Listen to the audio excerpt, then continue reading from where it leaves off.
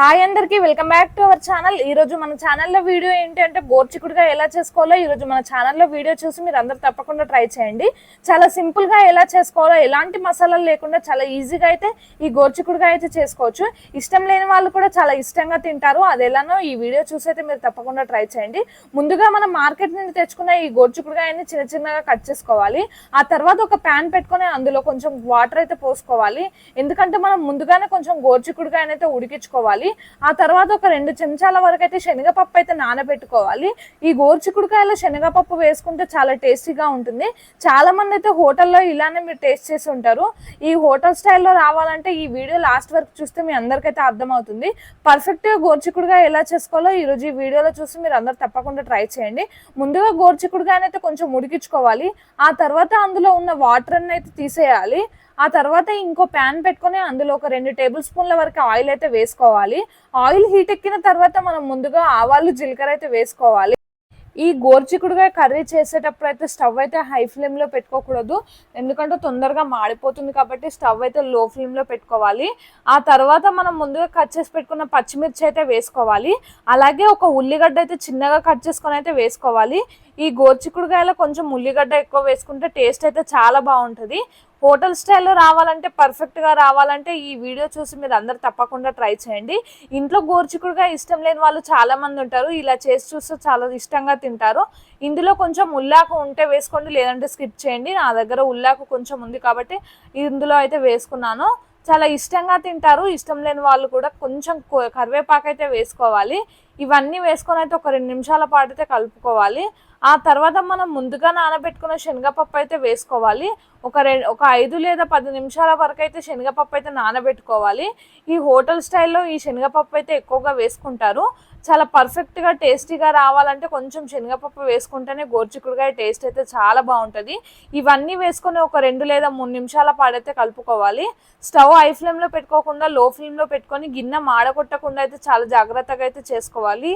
ఈ గోర్చిక్కుడుకాయ తొందరగా గోలుతుంది కాబట్టి టైం ఎక్కువగా పట్టదు కాబట్టి స్టవ్ అయితే హై ఫ్లేమ్లో అయితే పెట్టుకోకూడదు।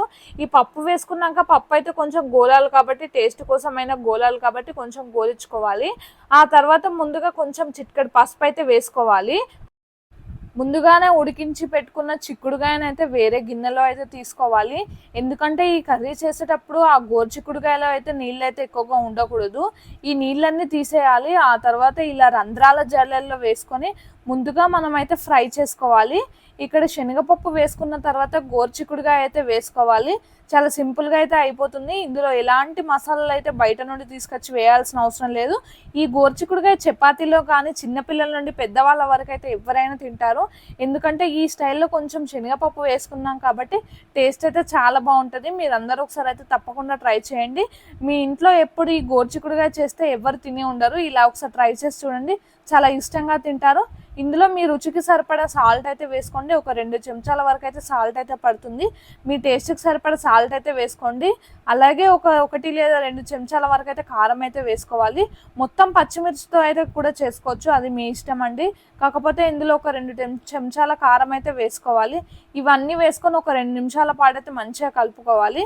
నాదొక చిన్న రిక్వెస్ట్ అండి, మన ఛానల్ని కొత్తగా చూస్తున్న వాళ్ళు వెంటనే సబ్స్క్రైబ్ చేయండి। అలాగే మన ఛానల్లో మంచి మంచి వీడియోస్ ఉన్నాయి, మీరు అందరు తప్పకుండా చూడండి। లాస్ట్లో కొంచెం నువ్వుల పొడి అయితే వేసుకోవాలి, ఇలా గరం మసాలాలు అలాంటి ఏం అవసరం లేదు। ఈ గోర్చిక్కుడుకాయలో చాలా సింపుల్గా అయితే చేసుకోవచ్చు, అది ఎలానో ఈ వీడియో లాస్ట్ వరకు చూసైతే మీరైతే తప్పకుండా ట్రై చేయండి।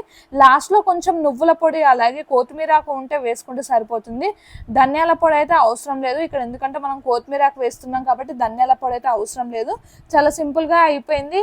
లంచ్ బాక్స్లో కానీ డిన్నర్లోకి చపాతీలో కానీ చాలా టేస్టీగా ఉంటుంది, మీరు అందరూ ఒకసారి అయితే ట్రై చేసి చూడండి। ఇది ఒక్కసారి మీరు టేస్ట్ చూసాక అస్సలు వదిలిపెట్టరు, ఎందుకంటే చాలా సూపర్గా ఉంటుంది। రెస్టారెంట్ స్టైల్లో కానీ ఇలానే చేస్తారు, ఈ గోర్చిక్కుడుకాయ రెస్టారెంట్లో అయితే ఇలానే వండుతారు, అది ఎలానో ఈ వీడియో లాస్ట్ వరకు చూడండి, మీ అందరికైతే అర్థమవుతుంది। మన ఛానల్ని కొత్తగా చూస్తున్న వాళ్ళు వెంటనే మన ఛానల్ని సబ్స్క్రైబ్ చేయండి। మన ఛానల్లో ఉన్న వీడియోస్ అన్ని తప్పకుండా చూడండి, అలాగే వీడియోస్ ఎలా ఉన్నాయో కామెంట్ బాక్స్లో కామెంట్ చేయండి। వీడియో లాస్ట్ వరకు చూసి మీరు అందరూ తప్పకుండా కామెంట్ చేయండి, వీడియో లైక్ చేయండి।